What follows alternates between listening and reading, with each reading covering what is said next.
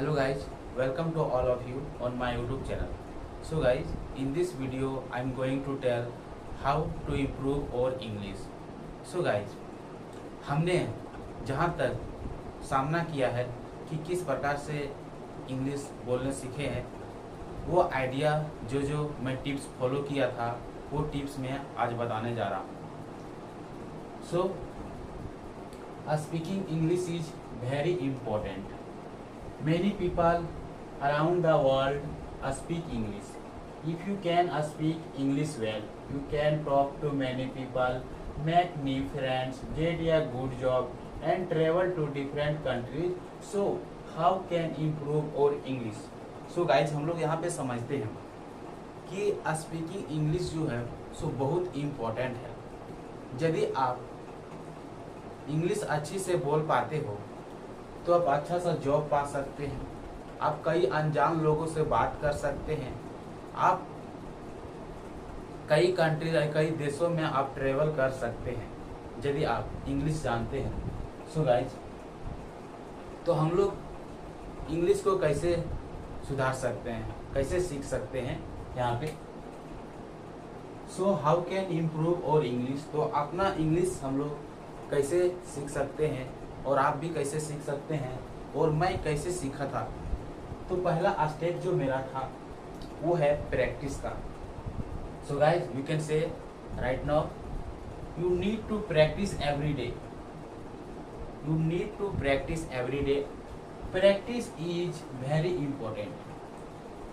When you practice, you get better. You can practice with friends, family, teachers, and in alone. This is good way to start English. So guys, you can say practice बहुत important है. आपको practice करना बहुत जरूरी है. यदि आप practice करते हो तो आप खुद बेटर हो जाओगे. तो आप प्रैक्टिस किसके साथ कर सकते हो? तो you can practice with friends, family, other teachers, in alone and in front of mirror. So guys, you can practice also in front of mirror. जैसे कि आप मिरर के शीशे के सामने आप बोल सकते हैं, आपका नाम क्या है वो बोल सकते हैं, मैं यहाँ जाऊँगा, आप निबंध लिख सकते हैं किसी के ऊपर, स्कूल पर, कॉलेज पर. इस प्रकार से आप प्रैक्टिस कर सकते हैं. सेकेंड टिप्स है लिसनिंग.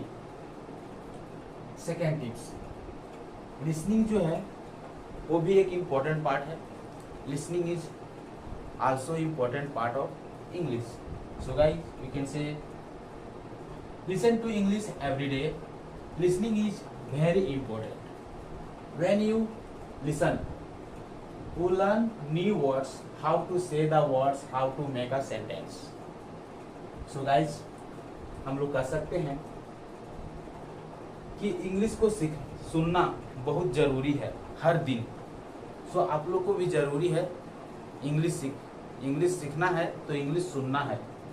एवरी डे सुनो, उससे पता चलता है कि अगला पर्सन जो है, next people how is speaking, next people कैसे बोल रहे हैं, तो वो वर्ड कैसे बोल रहे हैं, सेंटेंस कैसे बना रहे हैं.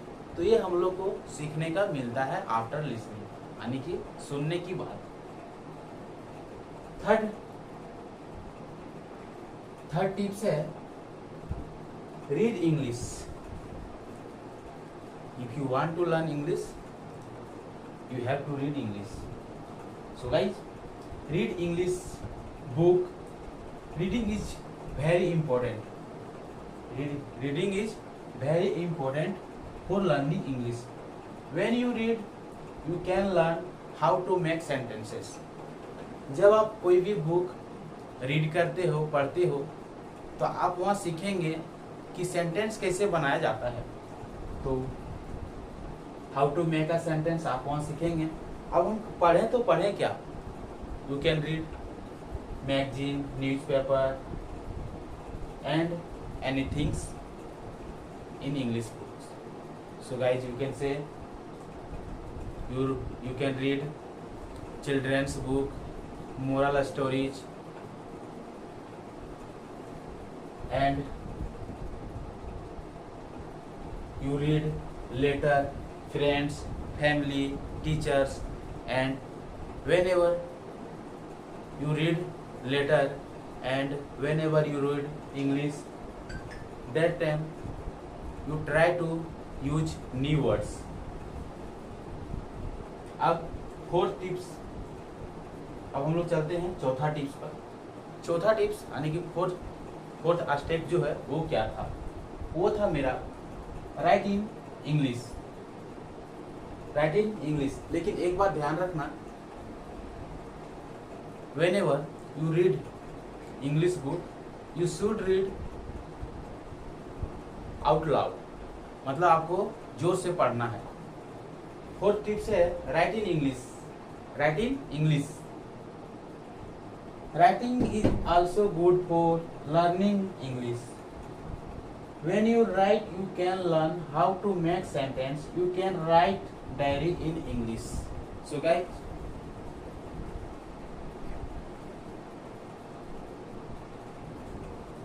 हम लोग कह सकते हैं कि कुछ चीज भी जो है सो किस में लिखना है, इंग्लिश में लिखना है। राइट इन इंग्लिश, जैसे कि आप एक निबंध लिखेंगे टू राइट ऐसे school, college and anything. So first of all you have to follow how to make sentence. If you write in English anything, then you will learn how to make sentence.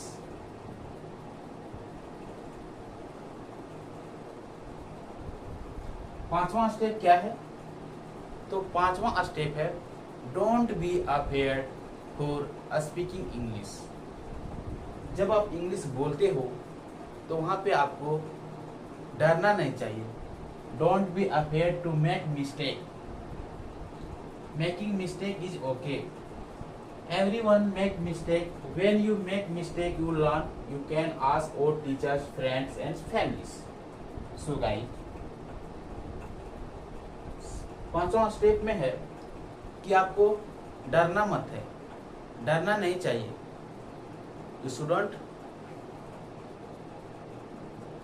feel fear. आपको डर नहीं होना चाहिए।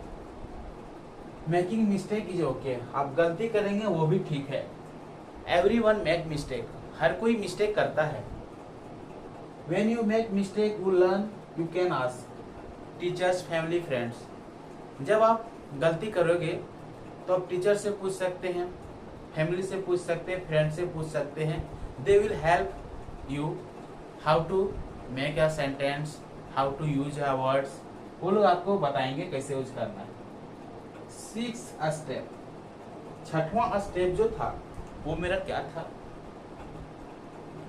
Think in English. Thinking is also important for English. So you will speak better. You can start with a small things. कुछ भी चीज है, anything, to think in English anything. When you think in English anything, then you will speak well. So you can start with a small things. आप छोटी सी चीजें से start कर सकते हो। कुछ भी चीज, this is chair, this is pen, this is pen, this is book. So kind of this you can think. So इस 6 स्टेप मैंने फॉलो किया था इंग्लिश सीखने के लिए। तो आप लोग भी इस स्टेप को फॉलो कर सकते हैं। शायद may be you can be better in English. So guys, अब हम लोग मिलते हैं नेक्स्ट वीडियो में।